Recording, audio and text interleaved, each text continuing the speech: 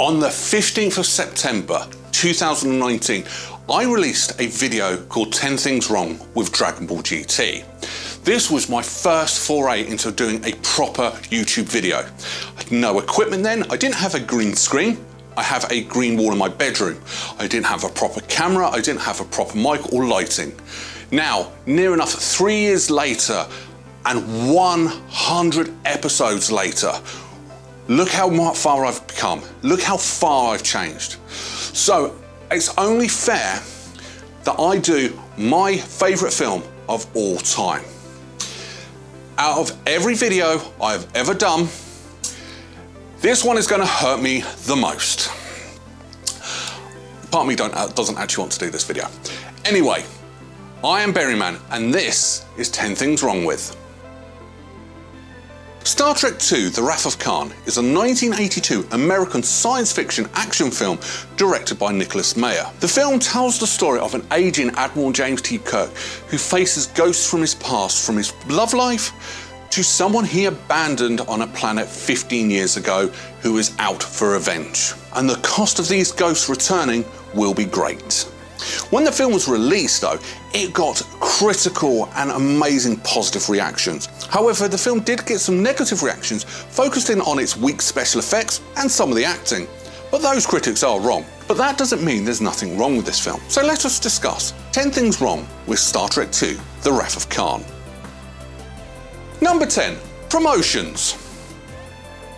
For a ship that is predominantly naval based, even though Gene Roddenberry hated that, the amount of commanders that are on this ship is unbelievable.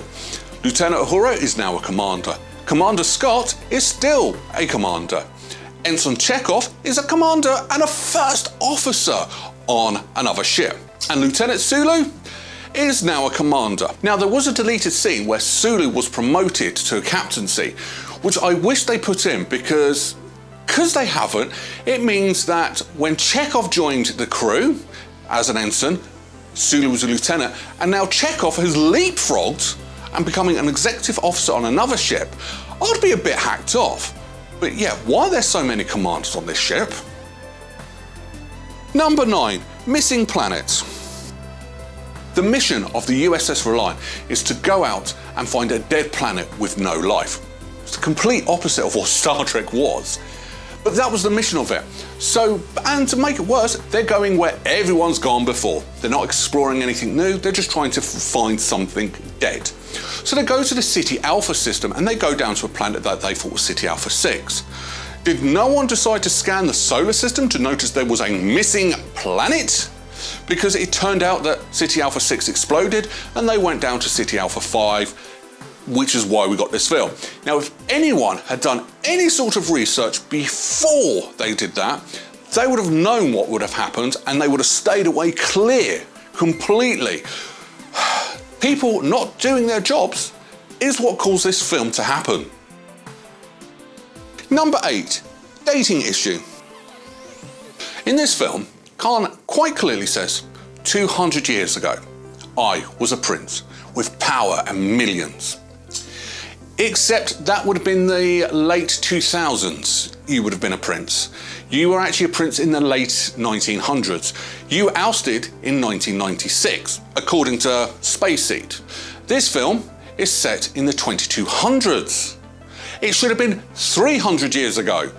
For somebody who is genetically intelligent superior, you're coming across as a bit of an idiot. And this isn't going to be the first time I question your intelligence. Number 7, pilot.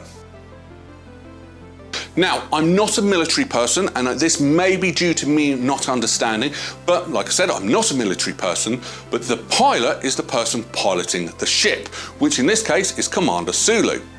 So, when Spock turns around and says to Lieutenant Savick, Lieutenant, have you ever piloted a ship out of space dock? No, sir. Take her out. So she sits in the captain's chair. She's not piloting a ship out of space dock. She's giving an order for Sulu to pilot the ship out of space dock. Now, if I have got this wrong and the pilot is the captain, someone let me know. But as far as I was aware, in British military terms, the captain of the ship is called the commander of the ship. It's not the rank, because captains can be commander of vessels, commanders can be commanders of vessels. Hell, some small ships actually have lieutenant commanders as commanders of vessels. They're not called pilots. The pilot is the person piloting the ship, I think. No, I'm definitely right on this one. 6. Only ship in the Quadrant. So when Captain Kirk speaks to Starfleet Commander about his concerns, the Enterprise is dispatched to go and investigate because they are the only ship in the Quadrant. They use that quite often. However, we already know that they're not, because we've already seen the USS Reliance. So why didn't Starfleet try and contact the Reliance, give them new orders? And when that didn't work, they get back in touch with the Enterprise to say, well, the Reliant was supposed to be helping them out, we've lost contact. Because if they had done that, the first battle wouldn't have happened, because they would have known there's something wrong with the Reliance and they would have been a bit more cautious. But because you said there's no one else available, Kirk, being trusting of the rest of Starfleet, doesn't question it, although that does backfire on him as well. But why an intergalactic alliance called the Federation does not have any ships that are that close to home? Doesn't make much sense. Number 5, don't take me to sickbay. So during the first attack, Scotty's nephew, yes, he was Scotty's nephew, Preston, got fatally injured. So rather than waiting for medics to come, Scotty decides to take him. Does he take him to sickbay to try and save his life? No, he takes him to the bridge. Not being funny, you have to go past sickbay to get to the bridge. You killed your own nephew there, Scotty. But can someone explain to me what his mind was thinking? I mean, I know he was in grief, I know he wasn't thinking straight, but still, you went past sickbay to get to the bridge, and as a result, your nephew died. If you took him to sickbay, McCoy might have been able to save him. Number 4, loading torpedoes. So the Constitution class is actually classed as a heavy cruiser, which means it is battle ready. And it does have some impressive battlements, except it takes so frigging long to load a torpedo. Seriously, who designed that you have to go along and take up the floor before you can load a torpedo? And not only that, once the floor's up, that torpedo moves so slowly. You're only going to be able to fire like one torpedo every couple of minutes. No, you're going to need those torpedoes quick and fast. That is a very bad design flaw for what is my favourite ship in the whole of sci-fi. Number 3, 2D thinking. So you know I said earlier that I am going to question Khan's superior genetic intelligence. This is it.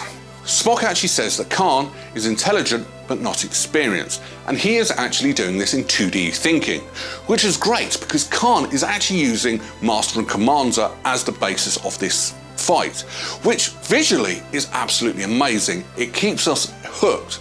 However, that's where the flaw is, because you shouldn't think of this as 2 sea ships fighting. You should see this more as 2 submarines fighting, where you would have the 3D effect in. Now, submarines aren't a recent thing. They've been around since the Second World War. And remember, Khan was actually at his height during the 90s, so way after the Second World War. So submarines were a thing. So why was Khan not thinking like that? It's a bit confusing, and once again, Khan, I am questioning your genetic intelligence, because it's not really that superior. Number 2, funeral. So after 100 episodes, you would think I wouldn't get that many technical issues. Yet, on the 100th episode, my camera decides to not work for this section. It's okay for the rest of the videos, just this one bit. Anyway, on with what I'm talking about. Now, in this film, there is a very heart-moving funeral for Spock. It's very well deserved, and it really tugs at the heartstrings. Nothing wrong with the funeral whatsoever. However, what about everyone else who died? I mean, there was lots of people. Hell, you saw Preston, as we discussed. He died. Where's his funeral? Were their bodies left on the Genesis planet? There were so many deaths on that ship. What happened to all these funerals? Why didn't they have it? Or did their bodies get taken back home? And if that's the case, why didn't they take Spock's back home like they're supposed to? But I don't know, it was just unfair on everybody else who did not get a funeral. Number 1, missing credit. So in this film, there's an actor called Judson Scott, who essentially plays Khan's number 1. Possibly Khan's son, but predominantly his right-hand man, you know, the second in command. Quite a big role in quite a big action film. Yet he goes uncredited, completely. Now the reason for this is Judson Scott did not want to be in the opening credits, and that's what he told his agent. However, Chinese whispers happened, and Judson Scott's agent told Paramount he didn't want to be in the credits. And as a result, he's not in the credits. Seriously, go and watch the end credits of Star Trek II: The Wrath of Khan. You will not see Judson Scott's name anywhere due to bad Chinese whispers, which is a shame because he is not a main character, but he is a major character in this film and does a lot of work in this film, and yet he accidentally got missed off. Final thoughts. So what do I think of this film? Well, this is my favourite ship of all time. I love this over above the TARDIS, I love this over and above the TIE fighters, any ship. In my opinion, this is just a work of beauty, and I love this ship. I love this film. This film, I'm going to put this down for a second, because I don't want to break that. But this film gave me my love of science fiction. This film gave me my love of films in general. This film gave me my love of my interest of behind the scenes workings of actually how a film is made. They have taken so many shortcuts in this film to try and get it the best film they can be, and it paid off. A lot of the stuff was cheated. I mean, the uniforms that you see in this film, which are amazing, are actually the same uniforms from Star Trek the Motion Picture. They're just re-dyed and sort of recut a little bit. That's how much of a cheat they made on making this film. But what makes this film so good? Well, the story, it's engaging, it's heartfelt, and you don't actually have to watch the original series to understand, because the exposition is done in such a way you understand it and it flows and works with the film. The special effects, whoever said the special effects were not very good needs shooting, because these special effects are amazing. Yes, these are model shots. Yes, it was done in the 80s, but they hold up well today. You can go and rewatch it and think, wow, these special effects are amazing. Especially when you consider that the whole Genesis planet sequence was the first major CGI scene ever seen in cinema, and it still holds up today for something that was made in the 80s, early 80s to top it off. It was great. The score itself was amazing. The score works with the story, it keeps you emotionally invested, and every time I watch this film, I am hooked. I am hooked on everything. So much so, and I'm going to be grim at this part, that whenever, hopefully not too soon, I pass away, I actually want that song played at my funeral. My children have been told that's instructions, because that's how much this film has actually meant to me. It was amazing, and this is, in the whole entire Star Trek franchise, the best Trek ever. I have done a Star Trek worst to best list before, and yes, this was at number 1. I can't sing this praises enough. Now, I know I said last week that Star Wars was near enough a perfect film. This film is more nearer perfect than that. Yes, there are things wrong with it that I've gone through, but once again, I am being mega ultra nitpicky. So I think this was obvious. This is going to give a 10 out of 10 berries. But that's my opinion.